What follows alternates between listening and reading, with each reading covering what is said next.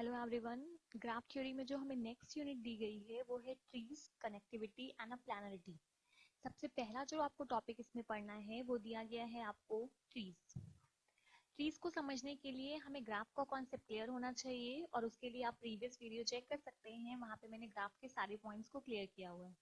तो ट्रीज के लिए सबसे पहले कुछ बेसिक पॉइंट पढ़ते हैं कि ट्रीज है क्या। इसका मतलब होता है कि अगर मुझे कोई भी ग्राफ दिया जाए और वो ग्राफ आपका अनडायरेक्टेड हो, कनेक्टेड हो और साथ ही साथ आपका वो ग्राफ असाइक्लिक हो। असाइक्लिक का मतलब वहां पे कोई भी साइकिल नहीं बन रही हो, तो हम ऐसे ग्राफ्स को बोलते हैं ट्री। दैट मीन्स आप कह सकते हैं a tree is an undirected, connected and acyclic graph. For example, मैंने एक बेसिक सी ट्री बनाई कुछ ही। यहाँ पे मैंने नाम दे दिया ए, बी, सी और डी।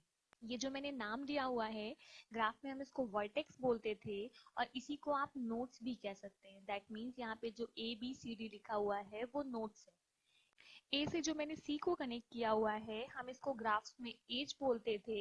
आप इसको ट्री में एज भी बोल सकते हैं और साथ ही साथ हम इनको ब्रांचेस भी बोल सकते हैं। सबसे पहले पहला पॉइंट आया कि ट्री क्या होता है, अनडायरेक्टेड ग्राफ। अनडायरेक्टेड ग्राफ का मतलब है आपका जो भी ग्राफ बना होगा वहां पे कोई डायरेक्शन प्रोवाइड नहीं किया जाएगा। और हमने पढ़ा था हम डायरेक्शन कुछ एरो के थ्रू देते थे। तो हमें ट्री अगर दिया गया है तो ट्री में कहीं पे भी ये एरो यूज नहीं होना चाहिए। क्लियर। दूसरा दिया गया है वो कनेक्टेड होना चाहिए। कनेक्टेड होने का मतलब है जितने भी वर्टेक्स आपको दिए गए हैं वो किसी न किसी दूसरे वर्टेक्स से जरूर कनेक्ट होने चाहिए। और सबसे तीसरा पॉइंट दिया गया है कि कहीं पे भी साइकिल नहीं बननी चाहिए। मतलब ऐसा कहीं नहीं होना चाहिए कि अब वहां पे आपका पूरा साइकिल बन जाए। जैसे अगर मैं कहूँ मैंने यहाँ पे ए से बी को कनेक्ट कर दिया, तो आप चेक कर सकते हैं ये एक साइकिल बन गई। साइकिल क्या बनी, A B C A B C A B C. आप बहुत बार उसको काउंट कर सकते हैं। तो अगर आप उसको ट्री कह रहे हैं तो ट्री में कहीं पे भी साइकिल नहीं बननी चाहिए। ट्री में हमेशा असाइक्लिक होता है। साथ ही साथ आप ये भी कह सकते हैं ट्री में कोई भी सेल्फ लूप नहीं होना चाहिए। दैट मीन्स कोई भी वर्टेक्स आपस में कनेक्ट नहीं होनी चाहिए। ट्री में कोई भी पैरेलल एजेस नहीं होना चाहिए, क्योंकि अगर ट्री में पैरेलल एजेस हो जाएगी तो वहां पे फिर से साइकिल बन जाएगी। इसीलिए इनडायरेक्ट वे में हम ये भी कह सकते हैं कि वहां पे पैरेलल एजेस नहीं होना चाहिए, वहां पे सेल्फ लूप नहीं होना चाहिए, क्योंकि अगर ये दोनों हुआ दैट मीन्स वहां पे क्या बन जाएगा, वहां पे साइकिल बन जाएगा। तो आगे बढ़ते हैं हम। ट्री की कुछ बेसिक प्रॉपर्टी होती है, हम यहीं पे समझते हैं पहले उसको, फिर वन बाय वन करके हम उसको लिख लेंगे। ट्री की जो सबसे पहली प्रॉपर्टी आपको दी गई है कि अगर आपको कोई भी ट्री दिया गया है और उस ट्री में n वर्टेक्स है तो उसमें एज हमेशा n-1 ही होनी चाहिए। ना n-1 से ज्यादा होनी चाहिए और ना ही n-1 से कम होनी चाहिए। क्यों? मैंने कहा मैं 3 वर्टेक्स को कनेक्ट करने जा रही हूँ। 3 वर्टेक्स मतलब मैंने n की वैल्यू क्या लिया है वहां पे 3, दैट इज अ वर्टेक्स। अगर मैंने 3 वर्टेक्स लिया है तो ट्री की प्रॉपर्टी के अकॉर्डिंग वहां पे एज कितनी होनी चाहिए, 2। हम 2 से कम करके भी चेक करेंगे, हम 2 से ज्यादा करके भी चेक करेंगे कि एग्जैक्टली n-1 एजेस क्यों हो रही है। मैंने 3 वर्टेक्स बनाया कुछ ये। अब मैंने इनके बीच में 2 एजेस बनाए। क्लियर। एक ये जी बना दिया मैंने, एक ये जी बना दिया। ये वर्टेक्स थी मेरी ए बी सी। आप अब ध्यान रखिएगा, मैंने कहा n-1 से ज्यादा नहीं होना चाहिए। मैं थोड़ा ज्यादा करती हूँ, अगर मैं 2 से ज्यादा करूंगी तो क्या हो जाएगा, 3। अगर आपको 3 बनाना होगा तो ऑब्वियस है आपको b को c से कनेक्ट करना होगा। और अगर मैंने b को c से कनेक्ट कर दिया, इसका मतलब है ये क्या हो गया, यहाँ पे हमें साइकिल मिल गई। और हमने पढ़ा है ट्री क्या होता है, ट्री असाइक्लिक होता है। अगर आप 4 कनेक्ट करना चाहते हैं, 4 एज बनाना चाहते हैं, दैट मीन्स आपको कहीं ना कहीं या तो सेल्फ लूप बनाना होगा या फिर आपको कहीं ना कहीं मल्टी एज बनाना होगा। तो दैट मीन्स एजेस ज्यादा तो नहीं होंगी, ज्यादा हो जाएंगी तो क्या हो जाएगा, ज्यादा हो जाएंगी तो वहां पे साइकिल बन जाएगी या फिर वहां पे सेल्फ लूप बन जाएगा या फिर वहां पे पैरेलल एजेस हो जाएगी और हम इनको अलाउ नहीं कर सकते। अब हम आते हैं, फिर से मैंने 3 वर्टेक्स लिया ए बी सी। अब आपने कहा कम एज बनाइए। कम एज का मतलब 2 से कम करेंगे तो एज क्या आएगी, 1।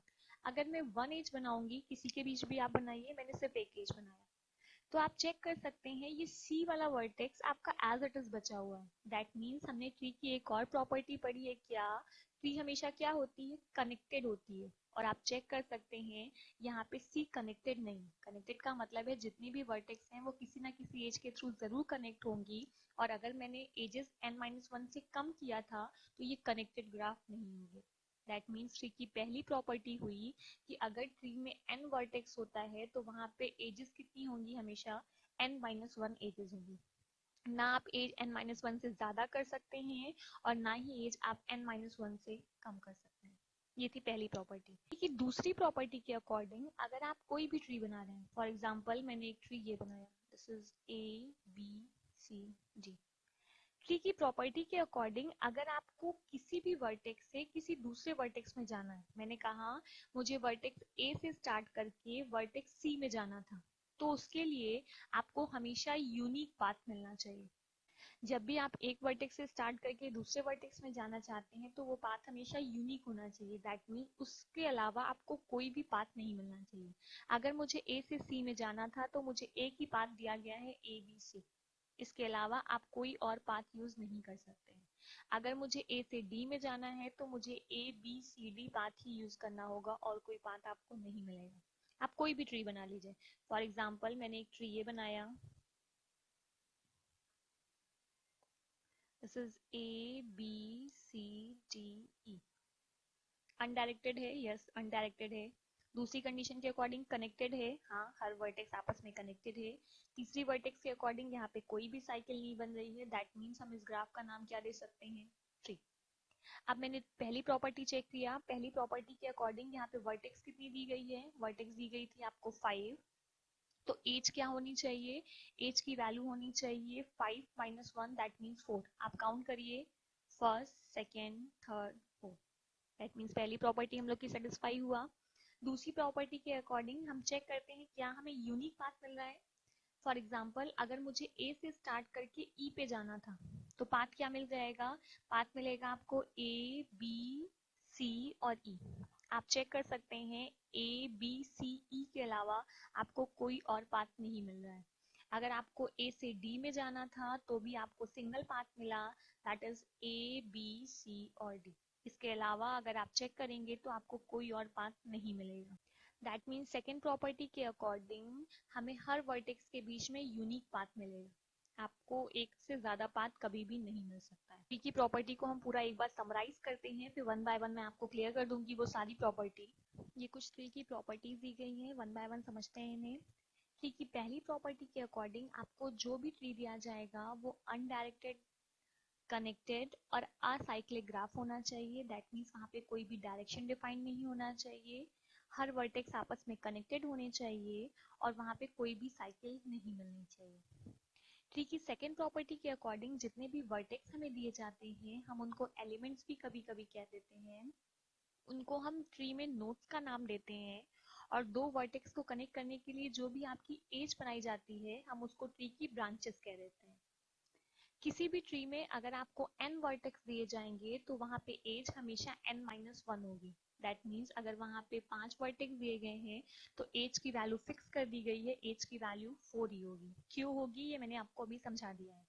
और अगर आपको ट्री में किसी भी दो वर्टेक्स के बीच में पाथ निकालना है, दैट मीन्स आपको ट्रैवर्स करना है, या फिर मैं कहूँ आपको एक वर्टेक्स से दूसरे वर्टेक्स तक पहुंचना है, तो उसके लिए आपको हमेशा एक यूनिक पाथ मिलेगा। दैट मीन्स आपको एक वर्टेक्स से दूसरे वर्टेक्स तक जाने के लिए सिर्फ और सिर्फ एक ही पाथ मिलेगा, एक से ज्यादा पाथ आपको नहीं मिलेगा। यहाँ पे मैंने कुछ एग्जाम्पल बनाए हुए हैं। ये इसमें 4 वर्टेक्स दी गई है ABCD, और यहाँ पे हमें 5 वर्टेक्स डिफाइन की गई है ABCDE। ट्री में जो नेक्स्ट पॉइंट दिया गया है, ट्री में दो तरह की वर्टेक्स यूज होती है। पहली होती है एक्सटर्नल वर्टेक्स और दूसरी हमें दिया गया है इंटरनल वर्टेक्स। इंटरनल वर्टेक्स को ही हम ट्री में लीफ कहते हैं, जैसे हम पेड़ में पत्ती कहते हैं वैसे ही यहाँ पे इंटरनल वर्टेक्स का नाम लीफ दिया गया है।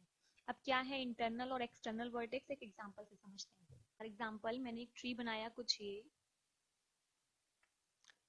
That is ABCDE।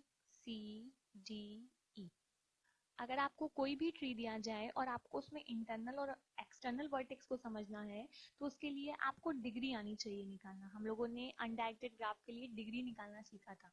अगर किसी भी वर्टेक्स की डिग्री 2 या 2 से ज्यादा है तो हम उसको बोलते हैं एक्सटर्नल वर्टेक्स, और अगर किसी भी वर्टेक्स की डिग्री 1 डिफाइन की गई है तो हम उसको लीफ या फिर इंटरनल वर्टेक्स बोलते हैं।